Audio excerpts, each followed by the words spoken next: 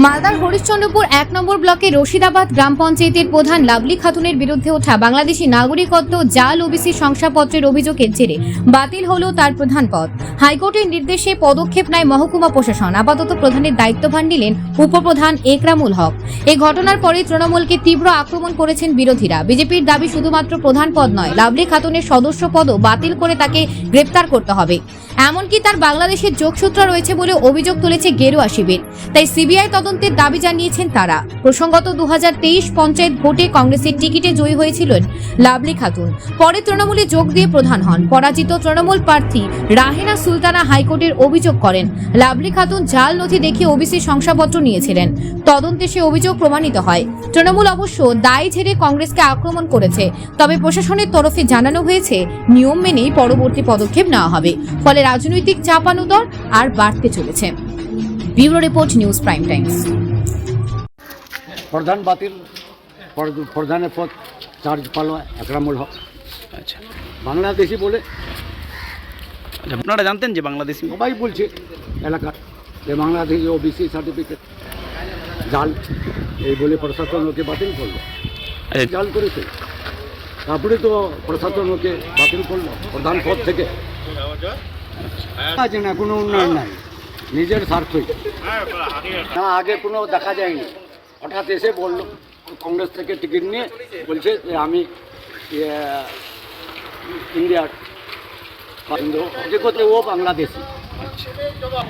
হসপিটালে ঢুকে আছে, এদেরকে প্রশাসন ওদেরকে অ্যারেস্ট করা। কি নাম আপনার? মোহাম্মদ আলম সরকার। বলছি প্রধান পদ বাতিল হয়েছে লাভলি খাতুনের, আপনাকে দায়িত্ব দেওয়া হয়েছে, কি বলবেন? পঞ্চায়েতে আসলাম, চিঠিটা পেলাম, চিঠিটা পাওয়ার পর আমি দায়িত্বভার গ্রহণ করেছি। আচ্ছা, আমি অত বলতে পারবো না, আইনের গতিই চলেছে। এই ব্যাপারে আমি কোনো কিছু বলতে পারবো না, সেটা প্রশাসনের দিক থেকে আইনত যেটা হয়েছে ওটাই। আপনি কি শুনেছিলেন? শুনেছি, লোকমুখে শুনেছি, ওটা তো সঠিক না। যেটা আইন প্রশাসনের দিক থেকে যেটা হয়েছে ওটাই আসল। প্রধান কি আপনার দলের ছিল? ও তো কংগ্রেস থেকে টিকিট নিয়ে পাস করেছিল। প্রধান গঠনের সময় আমাদের দিকে এসে প্রধানশিপ নিয়েছিল, এটাই। হাইকোর্ট থেকে আবার চাতল মহকুমা শাসকের উপর দায়িত্ব দেয় এবং চাতল মহকুমা শাসককে 6 মাসের মধ্যে নিষ্পত্তি করতে বলে। মহকুমা শাসক তদন্ত করার পর ওকে একটা ওবিসিটা খারিজ করে। প্রধান কি বাংলাদেশি? ওই ব্যাপারে তো আমি বলতে পারবো না। কি শুনেছেন এলাকায়? এলাকায় তো শুনেছি। কি শুনেছিলেন? ওর ওবিসিটা খারিজ হয়েছে বাংলাদেশি বলি। ওবিসি করতে গেলে যেটা কতগুলো জিনিসের দরকার, সেই জিনিসগুলো সত্য প্রমাণিত হয়নি বলে ওবিসিটা খারিজ হয়েছে। প্রশাসনের নির্দেশে দায়িত্বভার গ্রহণ করেছি। আমি উপপ্রধান ছিলাম, দায়িত্বভার গ্রহণ করলাম। কিসের দায়িত্ব নিলেন প্রধানের? প্রধানের দায়িত্ব নিলাম। কি নাম আপনার? আমার নাম একরামুল হক। একরামুল হক। হ্যাঁ, বিগত 2-3 মাস ধরে আমরা শুনছি হাইকোর্টের রায় অনুযায়ী এসডিও সাহেব একটা রিপোর্ট তৈরি করেছিলেন। সেই রিপোর্ট অনুযায়ী একটা অর্ডার হয়েছিল যে লাভলি খাতুন নাকি ফলস বাবা সাজিয়ে ওবিসিটা তৈরি করেছিলেন। সেই হিসাবে ওবিসিটাকে খারিজ করা হয়েছিল। আইনের পথে চলে এবং সিস্টেম মোতাবিক ওনারা সময় মতো মেনটেন করে আবার সেটাকে একটা শোকজ লেটার দিয়েছিল। টাইম অনুসারে আবার সেই প্রধান পদটাকেও শোকজ লেটার দিয়ে খারিজ করার পরে আজকে শুনলাম যে প্রধান পদটাকে খারিজ করা হলো। প্রশাসনের তরফ থেকে একটা চিঠি লাভলি খাতুনকে ইস্যু করা হলো। হ্যাঁ, প্রশাসন অর্থাৎ বিডিও সাহেবের আন্ডারে পড়ে বিডিও সাহেব একটা পঞ্চায়েতকে চিঠি করেছে এই উপপ্রধানকে চার্জ দেওয়ার জন্য। সেই হিসাবে আজকে উপপ্রধানকে আমরা মিষ্টিমুখ করালাম এবং আগামী 2-1 দিনের মধ্যে হয়তো আমাদের অ্যাক্টিভিটি নেই।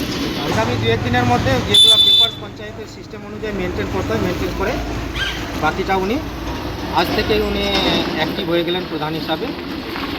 জেলা তৃণমূলের উচ্চ নেতৃত্বরা যারা বলেছেন সেটা ওনাদের ব্যাপার, সেটা মন্ত্রিত্বরা বলবেন।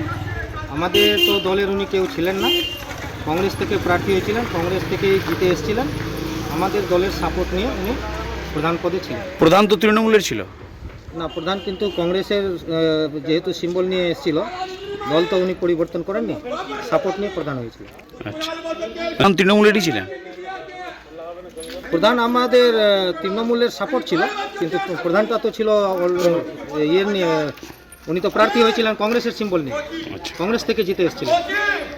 আচ্ছা, আমার নাম আব্দুল কাদের, আপনার পরিচয়?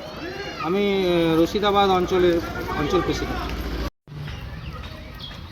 বাতিল তো হওয়ারই ছিল, কারণ যে লাভলি খাতুনে যখন সার্টিফিকেটটা হয়, পঞ্চায়েত তৃণমূলের, পঞ্চায়েত সমিতি, জেলা পরিষদ, রাজ্য সব তৃণমূলের, সেই তৃণমূলের আমলে তৃণমূলের দ্বারাই সে যার সার্টিফিকেটটা তৈরি করেছিল।